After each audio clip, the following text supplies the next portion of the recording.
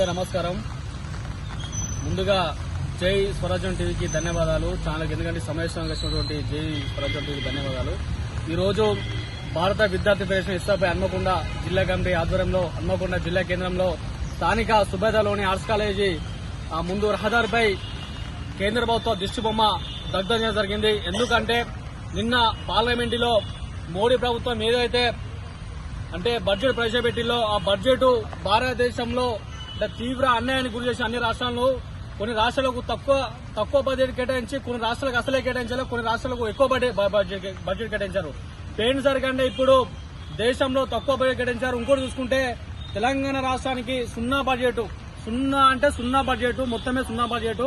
అసలు ఈ భారతదేశ చిత్రపటంలో తెలంగాణ రాష్ట్రం ఉన్నదా లేదా అని ఈరోజు మేము మోడీ ప్రభుత్వం అంటున్నాం. ఎందుకంటే తెలంగాణ రాష్ట్రంలో ఉన్నటువంటి ప్రజలు కాదా, విద్యార్థులు కాదా, రైతులు కాదా, అసలు తెలంగాణ రాష్ట్రానికి ఎందుకు మీరు సున్నా బడ్జెట్ కేటాయించారని మేము ఈ రోజు ఎస్ఎఫ్ఐ హన్మకొండ జిల్లా కమిటీ తరఫున మోడీ ప్రభుత్వాన్ని డిమాండ్ చేస్తున్నాము. ఈ తెలంగాణ రాష్ట్రంలో అక్షరాల 8 మంది బీజేపీ ఎంపీలు ఉన్నారు. ఈ బీజేపీ ఎంపీలను అసలు తెలంగాణ రాష్ట్రాలు ఎందుకు గెలిపించారు, విద్యార్థులు ఎందుకు ఓట్లు వేశారు, రైతులు ఎందుకు ఓట్లు వేశారు, ప్రజలు ఎందుకు ఓట్లు వేశారని కనీసానికి సోయి ఉన్నదా మీకని మేము అడుగుతున్నాము. ఎందుకంటే మీరు ఈ రోజు 8 మంది ఎంపీలుగా ఈ తెలంగాణ రాష్ట్రంలో పదవులు చేపట్టి తెలంగాణ రాష్ట్రానికి తెలంగాణ అభివృద్ధి కోసం మీరు ఏం చేశారని ఈ రోజు మేము 8 మంది ఎంపీలను డిమాండ్ చేస్తున్నాము. మొత్తంగా తెలంగాణ రాష్ట్రంలో 17 మంది ఎంపీలు ఉండకుండా ఎవరు కూడా ప్రతిపక్ష ఎంపీలు కూడా గట్టిగా పార్లమెంట్ లో గాని బయట గాని రోడ్డు మీదకి వచ్చి మాట్లాడిన పాపన పోలేదు. అసలు తెలంగాణ రాష్ట్ర ప్రజలు మోడీ ప్రభుత్వానికి ఏం చేశారు, ఎందుకు ఇట్లా మీరు తెలంగాణ రాష్ట్రానికి నిరక్షణ చూపిస్తున్నారు, ఎందుకు తెలంగాణ రాష్ట్రానికి బడ్జెట్ లో కేంద్ర బడ్జెట్ ఎందుకు సున్నా ప్రకటించారు ఈ రోజు మేము మోడీ ప్రభుత్వం అంటున్నాము. గతంలో కూడా రాష్ట్రానికి ఎంతో నిధులు కేటాయించారు, పక్కపోయిన ఆంధ్ర కేటాయించారు, బీహార్ కేటాయించారు, ఇంకా మిగతా రాష్ట్రాలు కేటాయించారు. మరి తెలంగాణ రాష్ట్రానికి ఎందుకు బడ్జెట్ కేటాయించలేరు? అంతేకాదు కూడా ఈ తెలంగాణ రాష్ట్రానికి 2 కేంద్ర మంత్రులు ఉన్నారు. అసలు ఈ కేంద్ర మంత్రుల పదవులుగా మీరు బాధ్యతలో ఉన్నారు, మీరు బాధ్యతగా అంటే ఆ పదవుల్లో ఉంటారా, తొలిపోతారా? ఎందుకంటే మీరు ఈ తెలంగాణ రాష్ట్రంలో ఉన్నటువంటి ప్రజలకు, విద్యార్థులకు, నిరుద్యోగులకు సమాధానం చెప్పాలి. ఎందుకు తెలంగాణ రాష్ట్రానికి నిధులు కేటాయించలేదో 2 కేంద్ర మంత్రులు సమాధానం చెప్పాలి. అలాగే మిగతా ఎంపీలు కూడా సమాధానం చెప్పాలి. సిగ్గుచేటు మీరు లేనిపోని మాటలు మాట్లాడుతున్నారు అప్పుడప్పుడు. అంటే మీరు ప్రతిపక్షాలు, ప్రభుత్వాలు తిట్టుకోవడమే పని అయిపోయింది.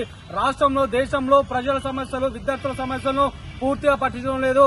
ఈ భారతదేశంలో ప్రభుత్వ యూనివర్సిటీలు అధిక నిధులు లేక, డబ్బులు లేక, ఏం లేక విద్యార్థులు అనేకమైన మౌలిక సదుపాయాలు లేక తీవ్రమైన ఇబ్బందులు పడుతున్నా కూడా కేంద్ర ప్రభుత్వాలు గాని అసలు ఎందుకు యూనివర్సిటీలకు ఇక్కడ తెలంగాణ రాష్ట్రంలో కేంద్ర విశ్వవిద్యాలయాలు ఉన్నాయి, మరి మీ ఆదిలు ఉన్నాయి, మరి వాటి అభివృద్ధి ఎవరు పట్టించుకుంటారు? వాటిని ఎందుకు మీరు నిధులు కేటాయించలేకపోతారు? తెలంగాణ రాష్ట్రం ఉండాలి, రావాల్సిన కేంద్ర ప్రభుత్వం కేంద్రంలో ఉన్నటువంటి అంటే ఆదిలో ఉన్నటువంటి సంపద కూడా తీసుకోపోతాం. ఎందుకంటే ఇప్పుడు మీరు జీఎస్టీ కడుతున్నాం, ఇన్కమ్ ట్యాక్స్, అంటే అది చూసుకుంటే ప్రతిదీ తెలంగాణ రాష్ట్రానికి పన్ను రూపంగా తెలంగాణ రాష్ట్రం ఉండే కేంద్ర ప్రభుత్వం కడుతున్నాము. మరి మాకు ఎందుకు మీరు అంటే పన్నులు తీసుకొని ఎందుకు తెలంగాణ రాష్ట్రం మీరు అధిక నిధులు కేటాయించాలో మేము అడుగుతున్నాము. వెంటనే రాష్ట్రానికి నిధులు కేటాయించాలి, లేకపోతే ఈ కేంద్రంలో, రాష్ట్రంలో బీజేపీ సర్కారుకు విద్యార్థుల వ్యతిరేకత మొదలైంది. త్వరలోనే రాష్ట్ర వ్యాప్తంగా, దేశవ్యాప్తంగా విద్యార్థులు, మేధావులు, ప్రజలు, రైతులు రోడ్ల మీద వచ్చి ఉద్యమాలు చేస్తారు. కేంద్ర ప్రభుత్వం ఏదైతే ఇంకోటి ఆదానికి, అంబానీలకు కట్టబెడుతూ ఆదాని, అంబానీలకు 1,000 కోట్ల రూపాయలు, లక్షల కోట్ల రూపాయలు దోచిపెడుతున్నారు. తెలంగాణ ప్రజల సొమ్ము, భారతదేశ ప్రజల సొమ్ము మొత్తం పెద్ద కాంట్రాక్టులకు, బడ కార్పొరేట్ వ్యవస్థలకు దోచిపెడుతున్న మోడీ ప్రభుత్వం ఎందుకు తెలంగాణ రాష్ట్రానికి సున్నా బడ్జెట్ కేటాయించింది?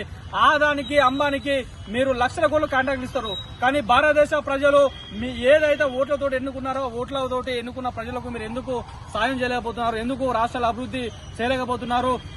మోడీ ప్రభుత్వం మళ్లీ చెప్తున్నాము, ఆదానికి, అంబానీకి భారతదేశంలో ఉన్నటువంటి సంపద మొత్తం వారికి దోసిపెట్టింది.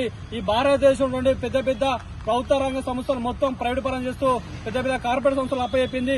రాబోయే రోజులలో మోడీ ప్రభుత్వం అనేకమైన సమస్యలు ఎదుర్కొంటాయి.